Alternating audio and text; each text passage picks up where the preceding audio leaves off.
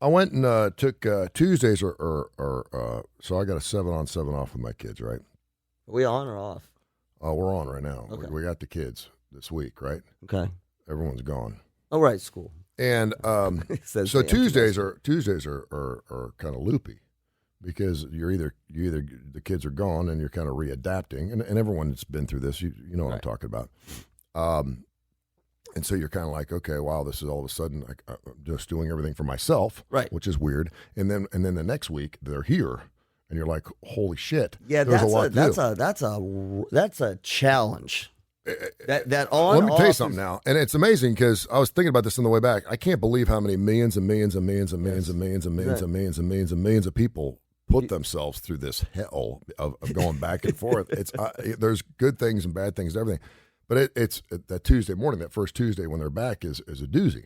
Yeah, because all of a sudden you're packing lunches and you're doing stuff, and it's all good. I enjoy the process when I'm done. Yeah, but be honest about it. I mean, you are like, don't sugarcoat this. This is when there's a divorce and your kids, the challenge also with your kids is they span the entire, I mean, hell, if Santo was a little bit older, you'd go from preteen to 20. You know, I got a 9 to 4, I got a 9 to 14 and a 17. Right. And so that transition, the divorce transition is really hard on everybody. And you know, we sugarcoat it because we say there's millions and millions and millions of people have done it and everybody adapts. But I can tell you both from a personal experience and helping people, the first few years are rough in the sense that it's not all about tears and anger, but it's adaptation. Yeah. Right? It's like trying to figure out, you know, depending on how old your kid is, and then obviously for you, X number of years, and for their kids, their whole life was one way.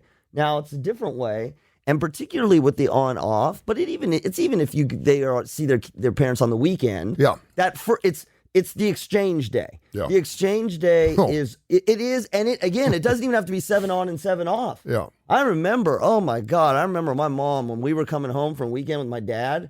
My mom would she'd be there just like waiting. Yeah. Because, you know, we'd been with Dad for the weekend. Mm-hmm. And on the weekend, this was back in the day, it was all fun. It was one big party for 3 days. And then we came home and you know, okay, where are we going for dinner? Where's the party? And it was Mom's job to sort of like rein it back in. Yeah. And it took about 3 or 4 days. Mm-hmm. And then we were back. And so it's rough. It is incredibly awkward. Yes, I don't know how else to put it. Yeah. It's just awkward. I'll be honest with you, and I'm good. It's fine. Yeah, I know. I don't see how some people do it.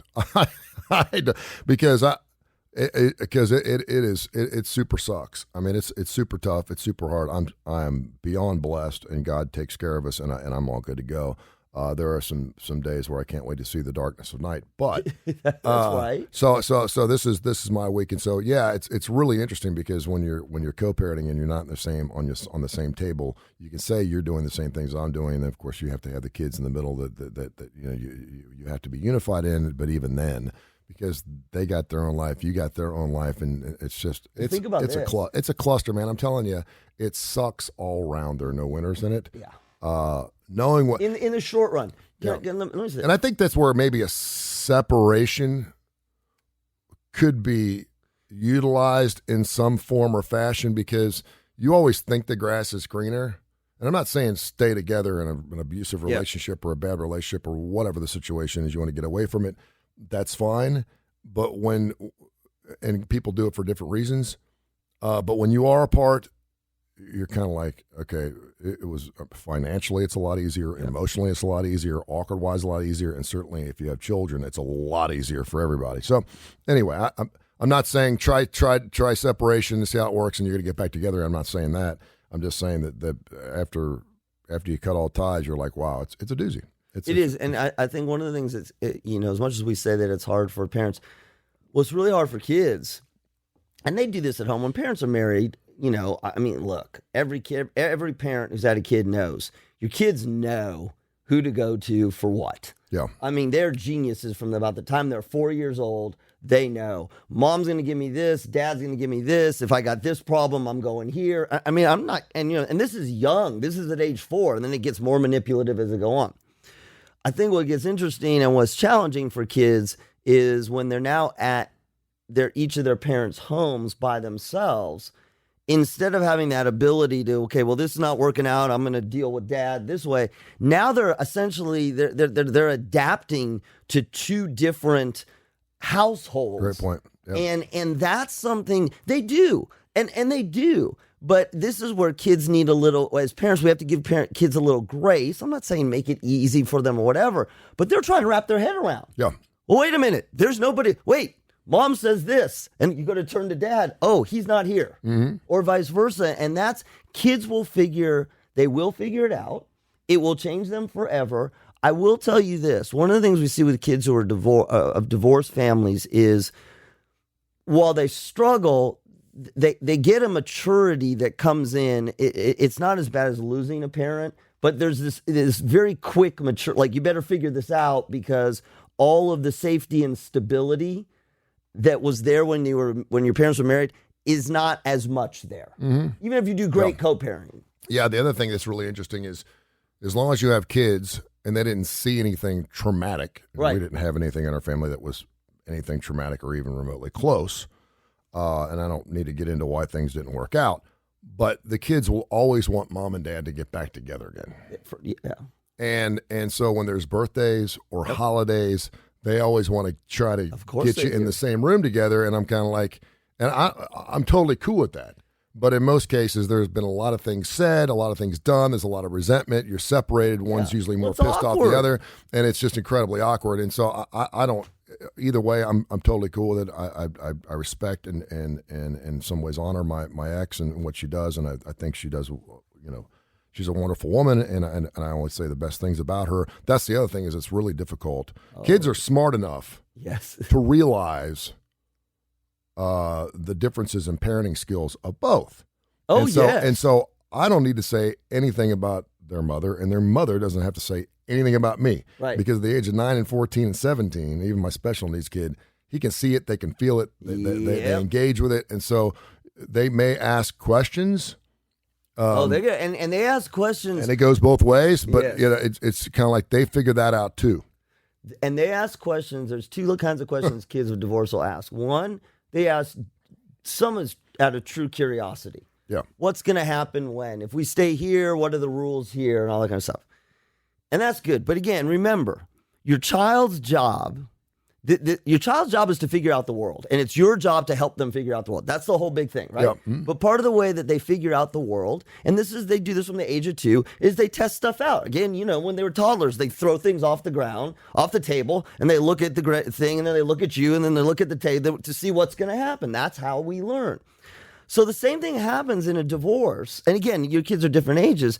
They start testing things. What will happen if, mom asks us to do something? Now, when we were married, if mom asked us to do something and we didn't do it, we knew kind of what the consequences are. But, dad's not here.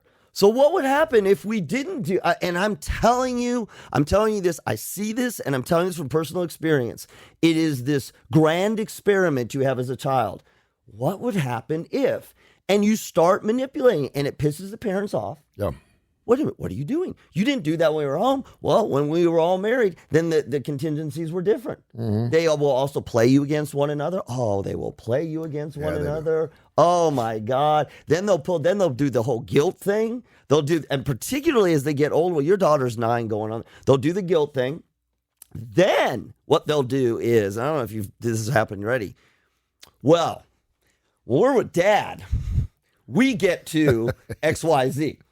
When we're with mom, XY, mom does this, and she takes us to dinner, and we get to stay up to 10 o'clock. And as a parent, your job is to go, and it is so hard. Your job is to go, that's fine. That's what happens at your mother's house. That doesn't happen here, or vice versa. Yeah. Sometimes when you want to say that we're supposed to be on the same page and stuff, that is the transition that will happen. Yeah. Yeah. It's amazing. It is. It makes them grow up a lot faster. What do we say? Adapt or perish? Adapt or perish. That is what it is. And you will. Exactly and they will. It's good. The reason I brought all this up was that this morning, I was told the bus gets here at 6:42. I know, I right? love that. And then she says, make sure you get there 5 minutes early. We're super grateful and blessed that we're a half block away from the bus stop, so we walk up. We don't have to drive up. It's 40 degrees. We drive. So this morning, so I'm always kids don't miss the bus here. They can't miss the bus here. Right. I make sure they're up in time. Make sure that I do the best I possibly can. And so I get them up there this morning at 6:37, and she's sitting there ready to roll away, and she's starting to roll down the road, and I'm waving, and she stops, and we're running. Right, I'm running, with my son, knowing that we're 5 minutes early, and she's rolling off, and so she opens the door, and she's like, "How was that exercise?" I'm like, "That's." Was she effing with you? That's funny. That's really good, And my son's, he's putting his mask on and stuff. And I said, I thought it was 6:42, and she's like, no, 6:39. And I said, okay, 6:39. So as a parent, anyone watching right now, as a parent of children, you know that every minute is crucial. That is just. There's no, that's brutal. If you're 5 minutes late for a meeting and during the day, no problem. 5 minutes late. This is like 3 whatever. minutes late. And it's like, you're talking now back in my day, I had the same bus driver because we lived on the outskirts, right? We were in a rural, we were in the rural area. The bus driver would sit there and wait for you. There were times where I could hear the bus horn and I was still in bed. And I was like, and my mom was like, because I was in high school and it was my responsibility. And the bus is here, and so I got ready in 3 minutes. I said, and I'll be out in a minute, and she waited on me. She waited on us. Man. No, not here. No. Bus drivers don't wait anymore. And remind me to tell you a great bus driving story. And so and then she pulls like a half block down the road. There's a turnaround. She could sit right there if she wanted to, because no one's going to go by her because she's got the lights on. So she rolls down. Like I'm running after a rolling bus, and I'm like, okay. I've done that with my son at school, where I pull up. As soon as he gets in, I pull up a little bit, and it pisses him off. And I'm like, okay. But she's being for real, and I'm like, okay. I said, well, I'll make sure we get here at 6:34 now, which is a matter of 2 or 3 minutes, because I get the kids up at 6. I have all their food out. I go back to my computer. I get up around 4 o'clock. I do 2 hours of work. Then I said. And then around 6:25, I'm like, let's go, brushing teeth, blah, blah, blah, blah. So we're done by 6:30. It gives them a couple minutes to kind of collect themselves, put the socks on, shoes, and we're out the door at 6:35. And so my whole point is this. Go with me here. I'm listening to a program this morning about Colin, the one who just passed away. Yeah. And they were talking about tolerance. And Madam Albright was on this morning, and she was talking about, I can't remember his name. Who am I talking about? Colin Powell. Colin Powell. And they were on different sides politically. Mm-hmm. And of course, when someone dies, they'll always say, yes, we were very dear friends. And they were bringing up all these clips of them just arguing and bickering and debating and this and the other. And you thought they hated each other, and they become best friends, usually after their political aspirations and their political careers. And she said, what he was really good was he taught me tolerance. And the word tolerance is not a good word in our vernacular, in our culture right now. And it should be. Because when I say I tolerate a certain type of culture, or I tolerate a certain type of person, or I tolerate whatever it is, oh, well, so you don't like it, but you put up with it. Well, there's a lot to be said there about understanding, because if you just cut it off, there's no debate there. There's no reasoning there. There's no reason to even have a discussion about it. But if I tolerate you, or I tolerate your ideologies, or I tolerate whatever I'm tolerating, I'm at least listening, and I'm putting up with it. I may not like it, but I accept it in a way, and I think there's a respect aspect there. And so what my whole point was, we need to be more tolerant of each other. When we talk about we need to be more I agree. We need to be more tolerant. Okay, well, we can't say I tolerate you, because that sounds horrible. So what the hell is it? So the fact that I think tolerance comes with compassion. So you need to be more tolerant, and compassionate towards what people are doing. My daughter, I know I'm going all over the place, but this has been swirling my head. This sounds like some deep NPR. My daughter yesterday, we're taking a walk at last night at dinner, and she's like, do you ever get angry? This is my 9-year-old question of the day. And I said, yeah. She goes, I've never seen it. Really? And I said, okay, well, that's good. She goes, yes. She goes, well, I don't get angry either. I'm just like you. I'm not like other people. I don't get angry.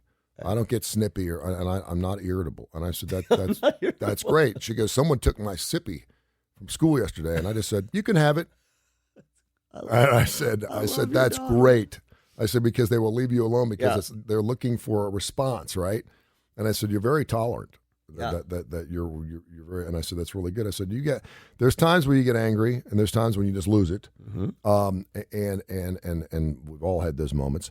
I said, but if you practice a good meditation and you pray and you, Lord, please make me more tolerant and less irritable, and then it seems to work. It's a habitual thing. It's not something you can turn on one day and turn on. Today I'm going to be in a great mood, because if you're an irritable person, you can't just turn on a great mood, right?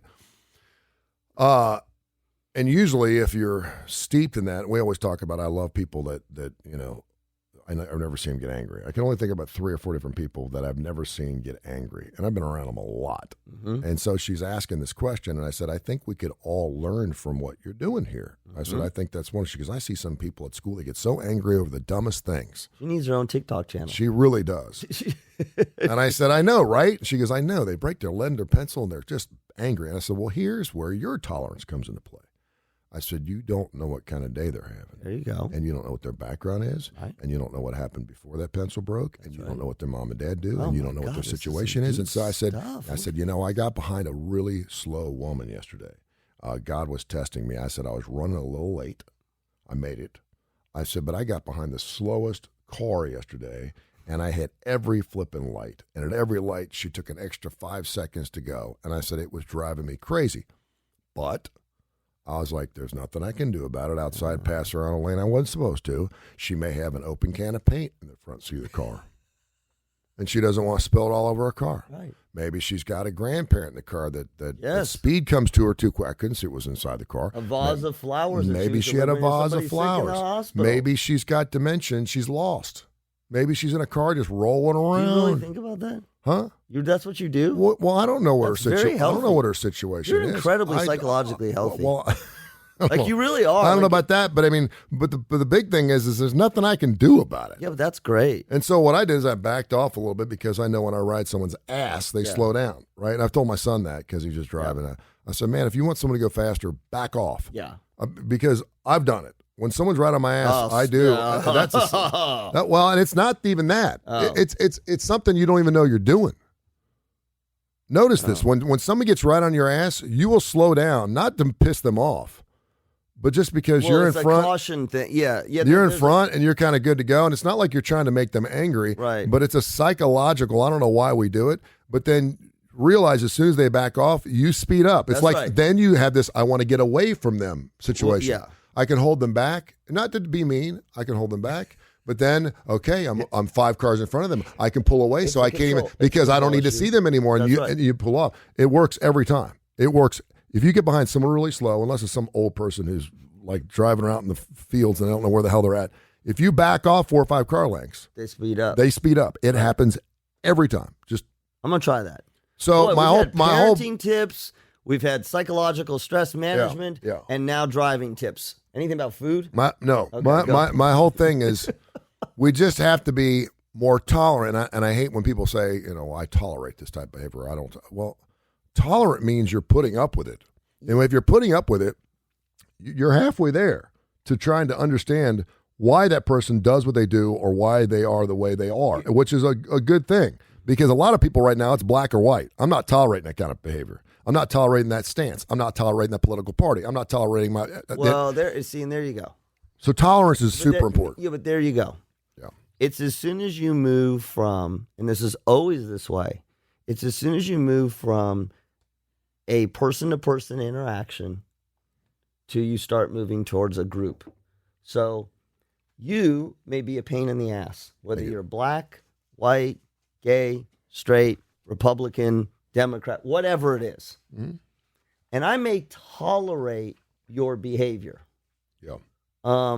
But then the question is, why do I tolerate your behavior? Because this is really important. I'm listening. This is why I brought it up, because I knew this you is were important. So clarifying. I'm tolerating your behavior, meaning you're doing something, saying something, espousing to something that I don't agree with, but more so when we talk about tolerate, that I don't agree with and I don't like. Yeah. But I'm staying in, right? I'm staying in. I'm not throwing my hands up. I'm not hitting you. I'm walking away. I'm tolerating. I'm coexisting with you and your behavior, despite the fact that I don't like it. All right. That's tolerance. The reason that I tolerate you being the individual, should be because I'm accepting you. I accept you as an equal human being.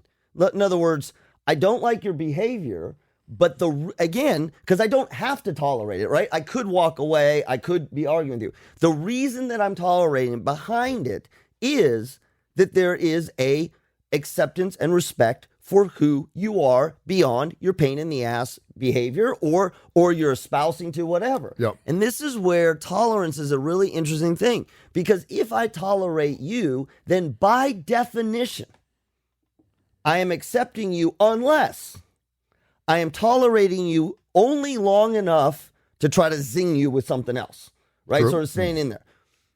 Where we get into trouble with, I think, with the word tolerance is I can learn about you. I can be accepting about you, like you said to your daughter. I tolerate your behavior, and then I want to know, why are you this way? Why do you think these things? Why do you live this way? Yeah, tolerance doesn't last forever. Well, yeah. You're either moving this direction or this direction. But my concern is, and the reason that I think tolerance has a bad connotation is, it doesn't really work when we talk about a group of people. Yeah. Because because you're tolerating a group for their beliefs. Well, and that's the problem. This group doesn't have the same beliefs down to the individual level. Again, pick any sort of group, any religion, any political party, any race, ethnicity. When I say I tolerate the XYZ culture, it doesn't make sense because I don't know the people. I don't know individually. I'm immediately going to what we talked about yesterday. I'm immediately stereotyping. We've said this all along. Republican versus Democrat. I tolerate Democrats. What the hell does that mean? Yeah. Well, what it means is you accept it at a certain level. Well, except because if you're tolerating something, you're allowing it to happen. Yeah, exactly. And by allowing it to happen, you're accepting it. I tolerate the fact that I have 2 dogs, that I didn't want either one of them. Okay? I tolerate it. And by that tolerance, it gives me the time to not only accept the fact that they're here, and that's on me, because if I'm tolerating it, I'm accepting it. Yes. And so if I get angry at it, it's on me, not the animal. That's I know this is a bad analogy. And so by accepting that, it gives me time to try to understand more. Hopefully, it gives me more time to understand why it is the way it is.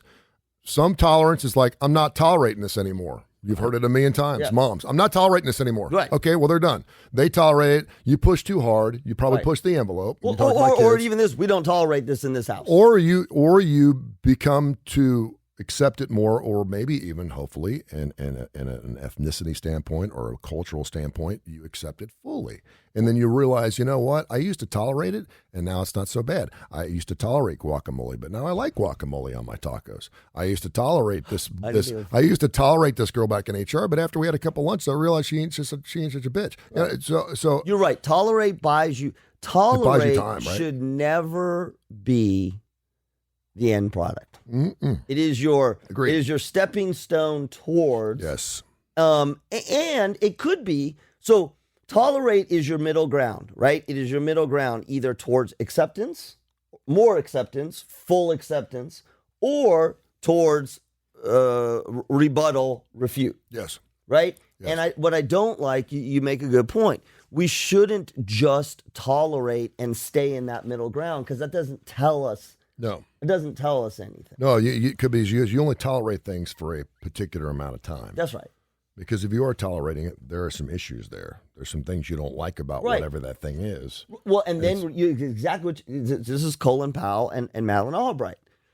They accepted each other, right? They tolerated, and then they grew to accept each other. Yeah. And that's, man, this is some deep stuff. This is where we should be. We've been talking about this. We should accept one another.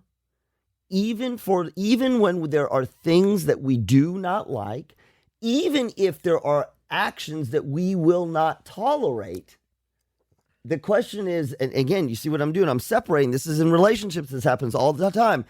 I will not tolerate your behavior. I will not tolerate you leaving the spoons out. I will not tolerate you throwing your dirty laundry all over.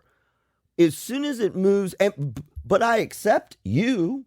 I honor you. I love you.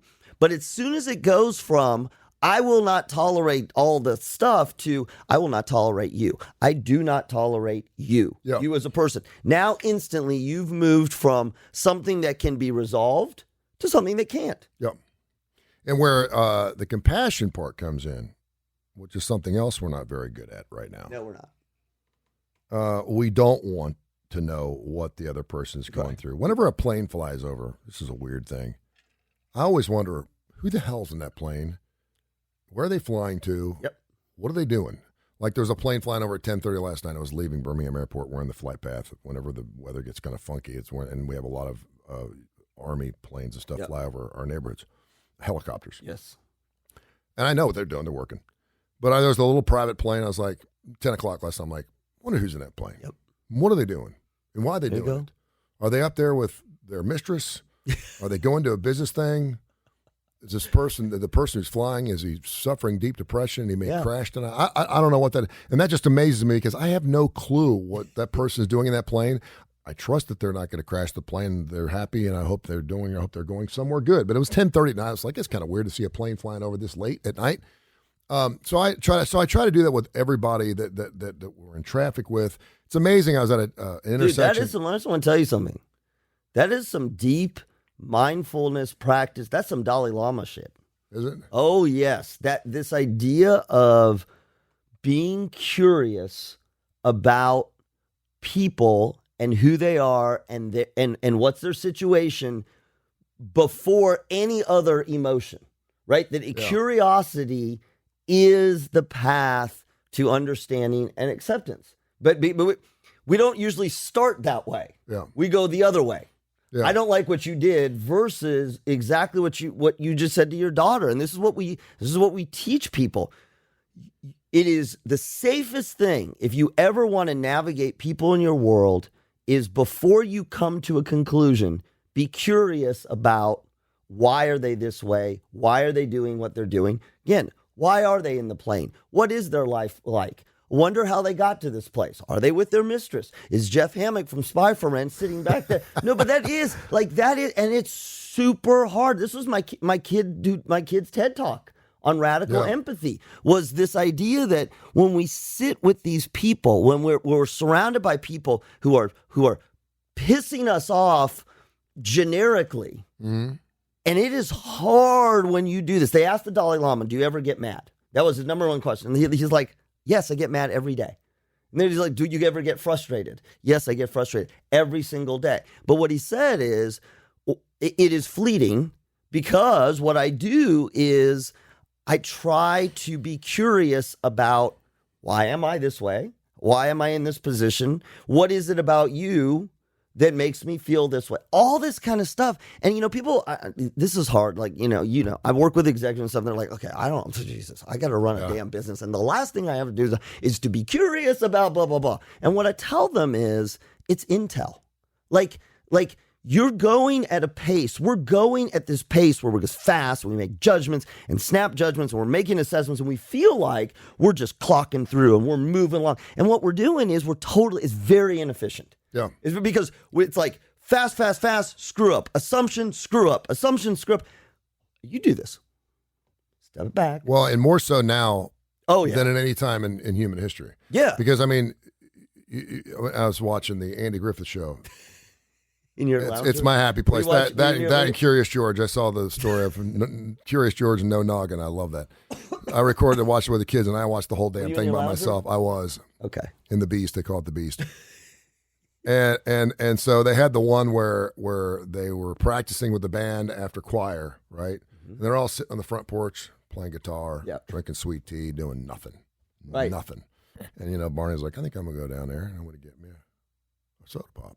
And he says like 15 times. It's a great episode. So next thing you know, they plan on, we got to get the band together. I got an idea. We could do a concert. Well, and then Ampy goes, well, I can make uniforms. And next thing you know, they turn this into this chaotic thing and trying to get things ready, and they're not ready in time and stuff. And it's like, what are we doing? Yep. We had this nice, peaceful time. We had this great idea, and it turned to this mass chaotic situation, and everyone just kind of laughed it off in typical style. We have so many things coming at us now, Yes. social media, Intel, TVs. I mean, there's so much stuff coming at us that we feel like we need to be more judgmental quicker. Yes. Because we don't have time to learn the story. That's we don't right. have time to slow down and Yes. get look at the whole canvas before we make snap judges, because we got to go. I didn't check my email yesterday and I missed something in an hour. I did that yesterday. I emailed you at 4. And I'm like, dude, it's 5:15. How the hell? Text me. I miss business. I'm like, shit. I said, are you kidding me? And I'm like, I know that's the world we live in, but I'm like, damn it, I am going to fight that because for my sake of my personal well-being, I was too busy being compassionate to some woman who was holding me up with a gallon of pain and her 93-year-old Alzheimer's patient woman in the front seat of the car going, what the fuck's wrong with you? Get the hell out of my way. It was driving me crazy. Now it really comes out. I knew it. I couldn't hold it back anymore. I knew it. But I wasn't late. Okay. So I'm sitting at the intersection of West Valley and Acton Road yesterday. Oh, I love this. It's great. And I was on edge. I was boiling a little bit because I needed to get back. I was picking my boy up school. We were going to get haircuts. I need to get my kids off the bus at 3:15. It was 3:07. I was like, okay, I got this. I got this.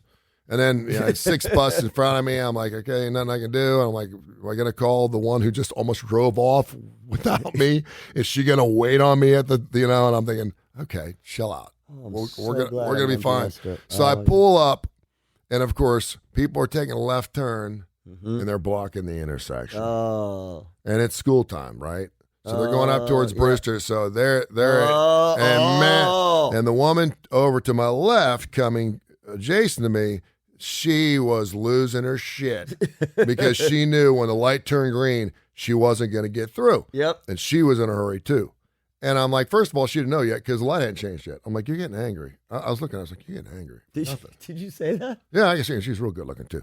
I said, I was like, she's getting angry. Yeah. And Santa's like, she's about ready to lose her stuff. She was in some big Yukon looking rich woman. She had the black glasses. I said, watch Dad do his thing. I said, man, watch this. This is going to be ugly. And I was like, she is getting jacked off here because she hadn't gone through the light. The light ain't changed yet. She's already thinking, okay, I'm getting blocked in. I'm going around this car. And she's looking. She's looking around. How am I gonna go in the left-hand lane to get around? Because I am not missing this light.